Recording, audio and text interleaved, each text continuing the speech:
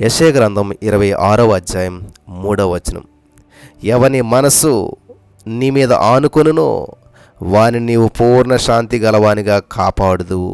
ఎలయనగా అతడు నీ యందు విశ్వాసముంచి ఉన్నాడు. స్తోత్రం దేవా. ఈ సమయంలో నీ వాక్య వెలుగులో మమ్మల్ని అందరం నడిపించి విత్తబడిచిన వాక్యం వ్యర్థం కాకుండా ప్రతి రోజులు నాటబడి నూరంతల పంట అనుభవించిన కృప చూపించమని నజరేయుడైన యేసుక్రీస్తు నామంలో ప్రార్థించిన పొందుకున్నాం తండ్రి, ఆమెన్. ప్రశాంతత అనేది వంటిది ఎలాగొస్తుందంటే దేవుని మీద ఆనుకోవడం వల్ల వాళ్ళకి ప్రశాంతత, సంపూర్ణ శాంతి వస్తుందంట. వింటున్నారా ప్రియులారా? చాలా జాగ్రత్తగా వినాలి. ఒక నిజ సంఘటన, హృదయాన్ని కదిలించేటువంటి అద్భుతమైనటువంటి సంఘటన మీ మధ్యగా తీసుకొస్తున్నాను. జాగ్రత్తగా వినండి. హొరాటియో స్పోపోర్ట్ చికాగో నుంచి మరి ఆయన బయలుదేరాడు. చాలా మంచి వ్యాపారవేత్త.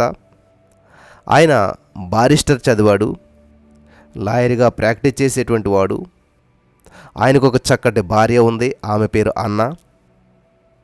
ఆయనకి మరి 5 పిల్లలు ఉన్నారు.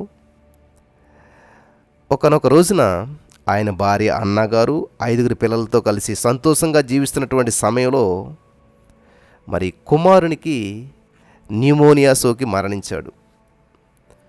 కొడుకుకి ఒక భయంకరమైన వ్యాధి వచ్చింది, చనిపోయాడు. డేట్ కూడా చెప్తున్నాను, జాగ్రత్తగా వినండి. 1871 సంవత్సరంలో జరిగినటువంటి అగ్ని ప్రమాదంలో మరి ఆయన బిజినెస్కు చాలా నష్టం వచ్చింది. మీలో చాలామంది జాగ్రత్తగా వినాల్సినటువంటి సందేశం ఇది, సంఘటన. ఆయన వ్యాపారమేమో అగ్ని ప్రమాదంలో నష్టపోయాడు. ఈ స్పోపోర్ట్ గారు దేవుని మీద ఆధారపడి ప్రశాంత చిత్తతో జీవించేటువంటి వాడు. ఎంత జరిగినా కూడా శాంతిని కోల్పోలేడు, ప్రశాంతంగా ఉన్నాడు, దేవుని మీద ఆధారపడి జీవిస్తూ ఉన్నాడు. గమనించాలి ప్రియులారా, 71లో అది జరిగింది. 72 ఏమీ లేదు. 73వ సంవత్సరం వచ్చేసరికి నవంబరు 21వ తేదీన ఈ స్పోపోర్ట్ గారి యొక్క కుటుంబం అంతా కూడా యూరోప్ వెళ్ళడానికి బయలుదేరారు. యూరోప్ వెళ్తున్నారు.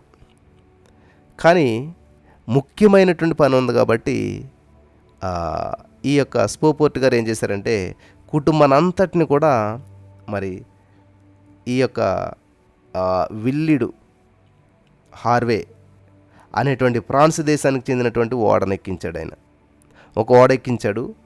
ఆ ఓడలో 313 మంది ప్రయాణికులు ఉన్నారు. గమనించాలి, చాలా రోజులు ప్రయాణం చేసేటువంటి ఓడ అది. 313 మంది ప్రయాణికులు ఉన్నారు. కొద్ది రోజుల్లో నేను ఐరోపాకు వచ్చి మిమ్మల్ని కలుసుకుంటానని చెప్పి భార్యతో చెప్పాడు, కుటుంబంతో చెప్పాడు, వాళ్ళందరికీ వీడ్కోలు చెప్పాడు. అట్లాంటిక్ మహాసముద్రంలో 4 రోజుల పాటు ప్రయాణం చాలా సజావుగా, చక్కగా, ఆనందంగా సాగింది. అట్లాంటిక్ సముద్రంలో ప్రయాణం చేసినటువంటి ఈ ఓడ 4 రోజులు అయిపోయిన తర్వాత 5వ రోజు ఏమైందంటే స్కాట్లాండ్కు చెందినటువంటి లోచ్ ఎర్న్ అనేటువంటి ఓడ వచ్చింది. ఆ ఓడ ఈ ఓడ ప్రమాదవశాత్తు ఒకదానికొకటి గుద్దుకోవడం జరిగింది, ఢీకొన్నాయి. ఎప్పుడైతే 2 ఓడలు అలా గుద్దుకోవడం జరిగిందో ఓడలో ఉన్న వారంతా కూడా ప్రమాదంలో పడ్డారు. అప్పుడు అన్న తన 4 కుమార్తెల్ని, 4 ఆడపిల్లలే, వాళ్ళ వయసు, ఒక అమ్మాయి పేరు ఆని, వయసు 11 సంవత్సరాలు, రెండవ ఆమె పేరు మార్గరెట్ లీ, 9 సంవత్సరాలు, మూడవ ఆమె పేరు ఎలిజబెత్ బ్లెస్సీ, ఆమె వయసు 5 సంవత్సరాలు, ఇంకా చివరిగా చిన్న బిడ్డ పేరు తనెట్టా, 2 సంవత్సరాలు. ఈ 4 కుమార్తెలను ఏం చేసిందంటే ఆ ఓడ పై భాగానికి తీసుకుని వెళ్ళిపోయింది.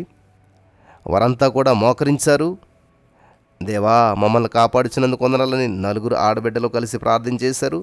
వీరంతా కూడా ప్రార్థన చేశారు. ఎంత ప్రార్థించినా కానీ 12 నిమిషాల తర్వాత ఆ ఓడంతా కూడా అట్లాంటిక్ సముద్రంలో మునిగిపోయింది. మునిగిపోవటం వల్ల మరి సహాయం చేసేటువంటి వారు వచ్చేలోపు ఆ సహాయక పడవలు వచ్చేసరికి ఏమైందంటే ఈ 4 బిడ్డలు కూడా చనిపోయారు. ఈ అన్న ఒక్కతే ఒక చెక్క ముక్కను పట్టుకుని తేలుతూ ఉన్నది, చెక్క ముక్కను పట్టుకుని వేలాడుతూ ఉన్నది.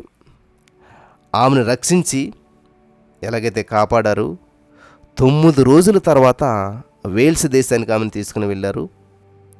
వెళ్ళిన తర్వాత అక్కడి నుంచి ఆమె ఏం చేస్తూ ఉందంటే, తన భర్తకు నేను ఒక్కదాన్నే బ్రతికాను, నన్ను ఏమి చేయమంటారు అని చెప్పి టెలిగ్రామ్ ఇచ్చింది. టెలిగ్రామ్ ఇస్తే ఈ స్పోపోర్ట్ గారు ఏం చేశారు తెలుసా? ఆ టెలిగ్రామ్ను ఫ్రేమ్ కట్టించి తన ఆఫీస్ గదిలో భద్రపరుచుకున్నాడంట. వింటున్నారా? ఆ ఓడలో పాస్టర్ వీన్స్ గారు ఉన్నారు, దైవ సేవకుడు. ఆయన ప్రయాణం చేస్తూ ఉన్నాడు. ఆయన కూడా సహాయక పడవలో రక్షించబడ్డాడు. పాస్టర్ వీన్స్ గారు అన్నాడు, ఆ అన్నగారి దగ్గరకు వచ్చి పలకరించాడు. అన్నగారిని చూశాడు, పలకరించాడు. 4 అందమైన బిడ్డలు, ఆడపిల్లలు, చక్కటి బిడ్డలు చనిపోయారు. అప్పుడు ఈ అన్నగారు అంటా ఉంది, దేవుడు నాకు 4 ఆడబిడ్డలు, 4 కుమార్తెనిచ్చాడు. మరి మరలా వారిని ప్రభు సన్నిధిలోనికి తీసుకున్నాడు. ఎందుకు తీసుకున్నాడో నాకు తెలియదు. ఎందుకు తీసుకున్నాడో ఏదో ఒక రోజు నాకు అర్థమవుతుందిలేండి అన్నదంట ఆమె. 4 కుమార్తెలను దేవుడు తన రాజ్యానికి తీసుకున్నటువంటి విషయం ఏదో ఒక రోజు నాకు అర్థమవుతుంది అన్నదంట ఆమె. What a wonderful women.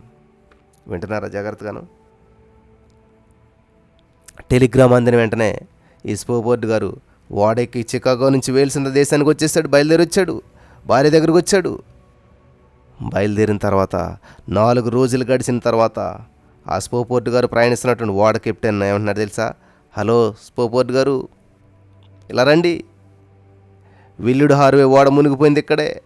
మీ భార్య పిల్లలతో కలిసి వెళ్తున్న ఓడ మునిగిపోయింది చూడండి, ఇదిగో ఇక్కడే, ఈ ప్లేసే అని చెప్పాడంట. అప్పుడు ఆ ప్రదేశాన్ని చూసినటువంటి ఈయన ఒక కీర్తన రాశాడంటండి. It is well with my soul అనేటువంటి ఇంగ్లీష్ పాట రాశాడు. అది చాలా ఫేమస్. అంత బాధలోంచి, అంత హృదయ వేదనలో నుంచి, అటువంటి ప్రతికూల పరిస్థితుల నుంచి వచ్చింది కాబట్టి అది ఆ పాట ఎంతో ప్రభావితం చేసింది అనేక మందిని. It is well with my soul అని ఆ కీర్తన రాశాడంట ఆయన. తర్వాత ఈ స్పోపోర్ట్ గారు చికాగో వదిలి ఎరుసలేంకి వెళ్ళాడు. ఎరుసలేంకి వెళ్ళి అక్కడే మరణించారు. ఎన్ని శ్రమలు వచ్చినా స్పోపోర్ట్ గారు తన ప్రశాంత చిత్తతను మాత్రం కోల్పోలేదు, విడిచిపెట్టలేదు. ఎన్ని సమస్యలు వచ్చినా తన ప్రశాంతతను కోల్పోలేదు.